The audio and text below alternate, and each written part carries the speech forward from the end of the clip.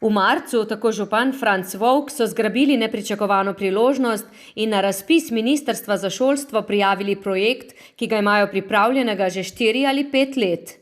Terminski plan je približno tak, da letos ali pa res na začetku prihodnjega leta dobimo gradbeno dovoljenje.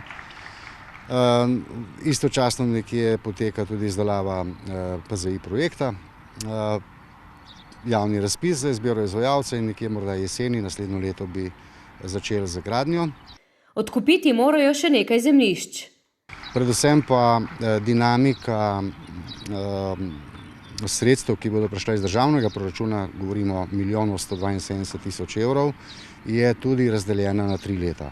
Prvih 100.000 konec naslednjega leta, potem okrog 700.000 leta 2023 in pa še preostanek v začetku leta 2024. Z novim vrtcem z 11 ali 12 igralnicami bi razbremenili šolo, ki tudi zmanjkuje prostora.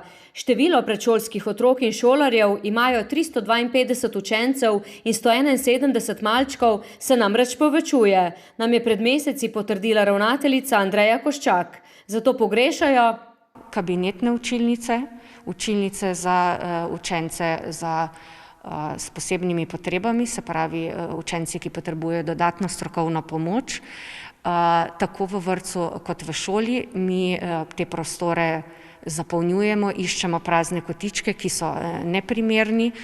Vrednost naložbe, sploh v času, ko se cene gradbenih storitev in materialov zvišujejo, bi težko ocenil, pravi župan. Bi se pa ta lahko gibala okoli 4 milijonov. Morda pa z ustreznim projektiranjem, torej govorimo o projektu PZI, pa bomo le skušali priti nekje pod 3 milijone.